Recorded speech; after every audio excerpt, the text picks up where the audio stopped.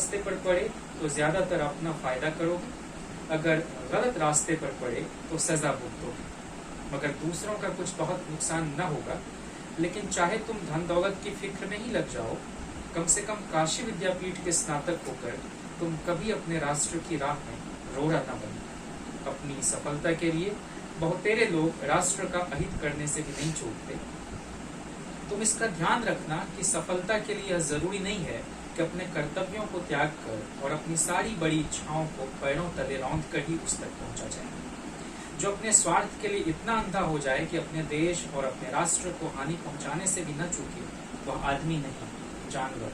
और जिसकी बात आप कर रहे थे कि न्यूनतम यह है कि अच्छा भविष्य बना। अगर काशी विद्यापीठ के स्नातक होने के नाते तुम अपना जीवन देश की सेवा में लगाना चाहते हो, तो मुझे तुमसे बहुत कुछ करना है। तुम जिस देश में यहाँ से निकल कर जा रहे हो, वह बड़ा अभागा देश है।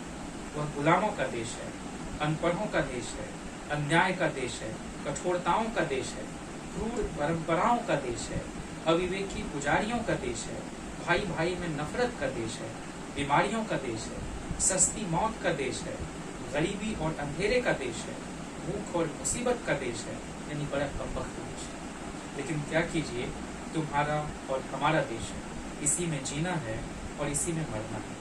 इसलिए यह देश तुम्हारी हिम्मत के इम्तिहान, तुम्हारी शक्तियों के प्रयोग और तुम्हारे प्रेम की परख की जगह। अपने चारों तरफ इतनी बर्बादी, इतनी मुसीबत, इतना जुल्म देखकर तुम अधीर होकर यह चाहो, जैसे बहुत से नौजवान चाहने लगते हैं कि इसमें बसने वाले समाज ही को खत्म कर डालें और मिटा डालें, इसलिए कि इसमें सुधार की कोई सूरत नहीं। तुम्हें अधिकार है, मगर अपने एक भाई की राय सुन लेने में भी क्या नुकसान है। लो, मेरा विचार यह है कि बर्बाद करने से हमारा कुछ सहल नहीं होगा। बर्बादी तो पहले से ही काफी मौजूद है। राष्ट्रीय जीवन का ऐसा कौन सा विभाग है जिस पर पहले से ही विपत्ति या विनाश की गहरी छाया नहीं। लेकिन हमारी अनेक बीमारियों और अनगिनत मुसीबतों में से ऐसी बहुत कम है कि हम यकायक आवेश में आकर थोड़ी सी देर में उन्हें खत्म कर जाए। मैं समझता हूँ कि हमें बिगाड़ना इतना नहीं है जितना कि बनाना है। हमारे देश को हमारी गर्दनों से उबलते खून के धारे की जरूरत नहीं है, बल्कि हमारे माथे के पसीने का 12 मासी बहने वाला दरिया दरकार है। जरूरत है काम की, खामोश और सच्चे काम की। हमारा भविष्य किसान की टूटी झोपड़ी, कारीगर की धुएं से काली छत और देहाती मदरसे के फूस के छप्पड़ तले बन और बिगड़ सकता है। राजनैतिक झगड़ों, कॉन्फ्रेंसों और कांग्रेसों में कल और परसों के हिस्सों का फैसला हो सकता है, लेकिन जिन जगहों का मैंने नाम लिया है उनमें सदियों तक के लिए हमारी किस्मत का फैसला होगा।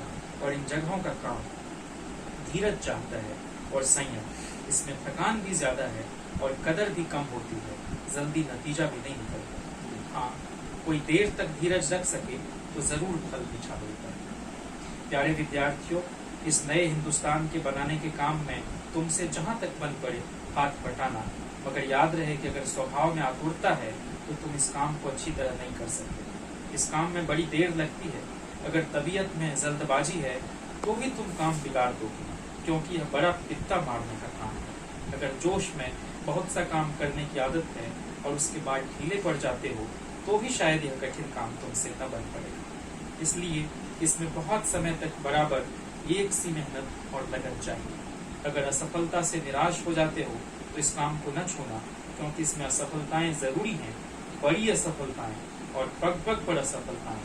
यह काम वही कर सकता है जिसे हर असफलता और ज्यादा मेहनत करने पर उठाए। इस देश की सेवा में कदम कदम पर खुद देश के लोग ही तुम्हारा विरोध करेंगे। वे लोग विरोध करेंगे जिन्हें हर परिवर्तन से हानि होती है।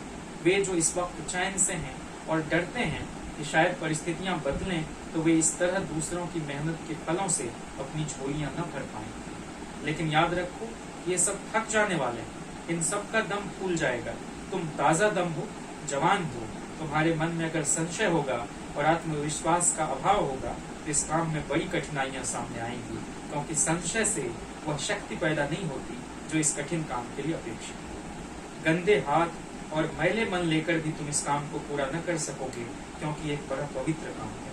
आपस की घृणा और क्रांति भी इस काम में कुछ अच्छे साथी साबित न होंगी, क्योंकि तुम्हारी राष्ट्रीयता के भवन की बुनियादें प्रेम और विश्वास की चट्टानों ही पर दृढ़ रह सकेंगे। सारांश यह है कि तुम्हारे सामने अपने जौहर दिखाने का अद्भुत अवसर है, मगर इस अवसर का उपयोग करने के लिए बहुत बड़े नैतिक बल की आवश्यकता है। जैसे मैमार होंगे वैसी ही इमारत होगी, और काम क्योंकि बड़ा है, एक की या थोड़े से आदमियों की थोड़े दिन की मेहनत से पूरा न होगा। दूसरों से मदद लेनी होगी और दूसरों की मदद करनी होगी। तुम्हारी पीढ़ी के सारे हिंदुस्तानी नौजवान अगर अपना सारा जीवन इसी एक धुन में बिता दें, तब कहीं यह नाव पार होगी। देखना यह है कि तुम मदद करने और मदद लेने में समर्थ होगे या नहीं, और दूसरे मदद लेने के लिए उद्यत होंगे या नहीं। जब जात पात, धर्म और भाषाओं की विभिन्नता से हमारा देश टुकड़े टुकड़े नजर आता है, जिस देश में स्टेशनों पर मुसलमान पानी और हिंदू दूध मिलता है, जिस देश में अनेक जातियां बसती हैं, जहाँ विभिन्न संस्कृतियां प्रचलित हैं, जहाँ एक का सच दूसरे का झूठ है, जहाँ मूर्ति पूजक और मूर्ति भंजक को प्रकृति ने साथ साथ सुख दुख के लिए, साथ जीने और मरने के लिए एकत्र कर रखा है, उस देश में नौजवानों से इस तरह मिलकर काम करने की आशा कुछ कम है। मगर दिल यही गवाही देता है कि थोड़े दिन और धक्के खाने के बाद इस देश के नौजवान देश की सेवा के लिए एक दिन हो जाएंगे। क्योंकि मेरा विश्वास है कि हिंदुस्तान के भाग्य में प्रकृति ने यह रच दिया है, यहाँ परस्पर भिन्न प्रवृत्ति के मनुष्य एक दूसरे से मिलकर एक ऐसा मानव बनाए जो यहाँ की सभ्यता और संस्कृति को एक नया रूप दे सके। प्रकृति के इस प्रयोग और उसके इस शुभ संकल्प में उसकी सहायता करना तुम्हारा कर्तव्य है, और इसके लिए अपने आप को अच्छा आदमी बनाना और अपने दिल को कीना कपट से खाली रखना बहुत जरूरी है। बलिदानों के लिए तैयार रहने की जरूरत है। अपने इरादे को मजबूत करने और अपने मन की इच्छाओं पर नियंत्रण करने की जरूरत है। मगर तुम में और तुम्हारे साथी नौजवानों में ये विशेषताएं न हुई, और आज ही तुम्हें किसी महात्मा के चमत्कार से राजनैतिक और सांस्कृतिक जीवन की अच्छी से अच्छी संस्थाएं बैठे बिठाए मुफ्त ही में प्रकृति की ओर से उपहार में मिल गई, तो भी याद रखो कि यह उपहार व्यर्थ है। ये संस्थाएं सबकी सब नीचे होते होते उसी सतह पर पहुंच जाएंगी जिस पर कि तुम्हारी नैतिक शक्ति होगी, और उनका रूप इतना बिगड़ जाएगा कि मुश्किल से कोई उन्हें पहचान भी सकेगा।